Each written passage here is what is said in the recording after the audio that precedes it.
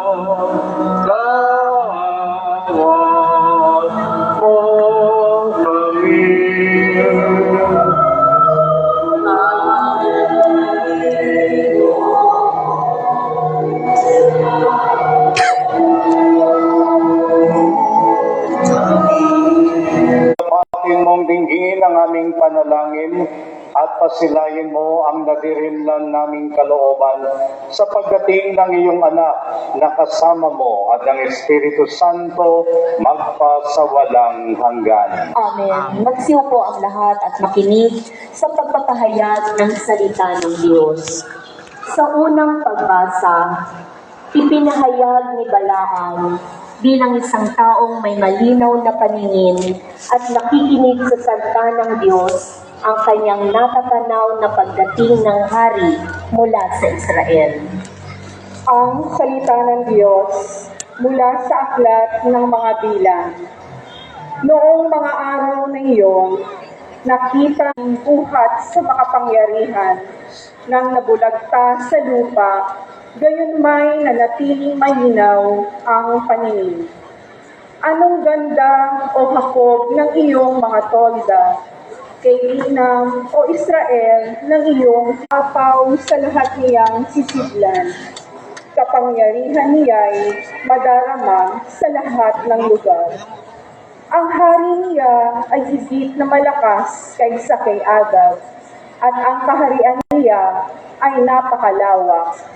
Muling nagpahayag si Balaam.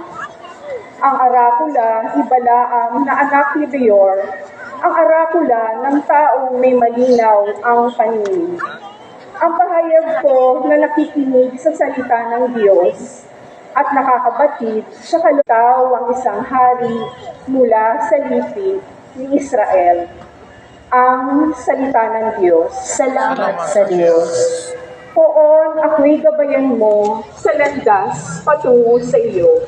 Poon, ako'y gabayan mo sa landas patungo sa iyo. Ang kalooban mo'y ituro.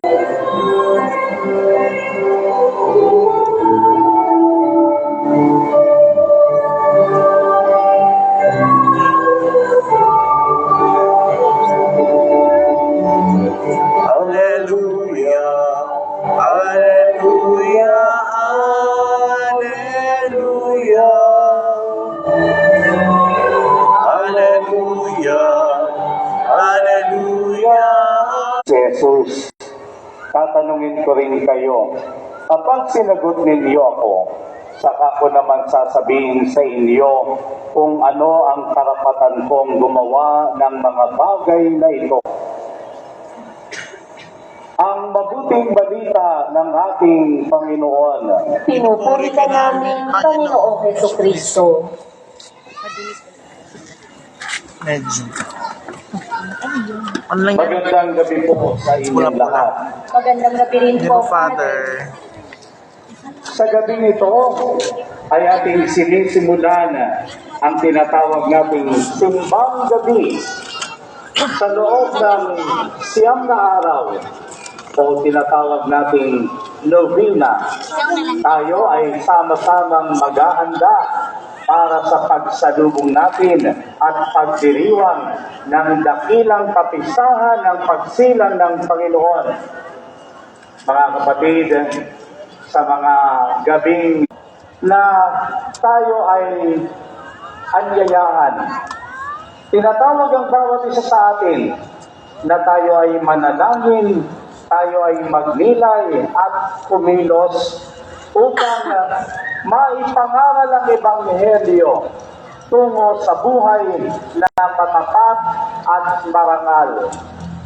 Binibigyan din dito yung pagkilos natin na tayo ay mabuhay ng may katapatan, mabuhay ng may tila baga, sa mata ng marami na ang katiwalian ay laganap sa ating lipunan. Pero huwag kayong mag-alala, meron tayong panangga, meron tayong pwedeng gawin at ito ang paanyaya sa atin. Kaya sa loob ng 9 na araw ay meron pong mga ipapakilalang mga Pilipino. Sila po'y mga lingkod ng Diyos. Sila ay tunay na mga Pilipinong Kristiyano at ang kanilang buhay ng paglilingkod ay may katapatan at karangalan sa harap ng ating sambayanan. Yung kanilang halimbawa, sana po ay magsilbing hamon sa atin upang magtatag ng isang lipunan na walang katiwalian. Sana all. No? Pagdasal natin at tayo mismo humarap tayo sa ating katotohanan. Pero bago yan, sulyapan muna natin ang ipinahayag na Ebanghelyo sa gabing ito. Ano nga ba ang karapatan ni Kristo Jesus upang siya ay mangaral at magturo sa mga tao? Ito ang napansin ng mga saserdote at ng mga matatanda ng bayan doon sa templo. Pero sa totoo lang, may kapangyarihan talaga ang Panginoong Jesucristo dahil siya ang anak ng Diyos. Ito ay maririnig natin na ibabalita ng Anghel Gabriel kay Maria.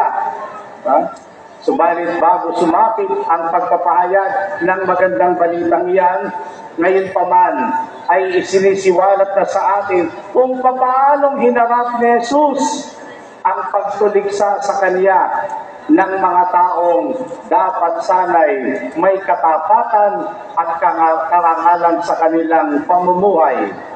Hindi sinagot ni Jesus ng diretso ang kanilang mga katanungan. Ang dahilan, may mga bagay pa siyang dapat gawin at ituro. Para kay Jesus, ang lahat ng bagay ay dapat gawin sa panahon ng Diyos. Mapapansin ninyo, yung mayroong tayong panahon, ang panahon nating mga tao, tila baga mayroong pagmamadali. Ang panahon natin na hinaharap sa sanang mga tao o sa ganang mga tao, para bang tayo ay naiinip dahil gusto natin agad-agad, karaka-karaka. Kaya kapag tayo nagdasal, gusto natin, Panginoon, tingin mo na agad ang aking panalangin. Pero iba ang itinuturo sa atin ng Panginoong Jesucristo. Kinakailangan na tayo ay maging matiyaga, naghihintay, at para sa pagdating at tamang panahon ng ating Panginoong Diyos.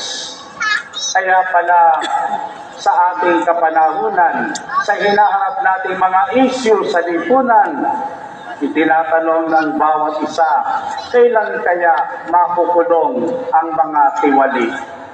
May nagsasabi, kagaya ng sinabi ng Secretary ng DPWH, bago magpasko, mayroong makukulong.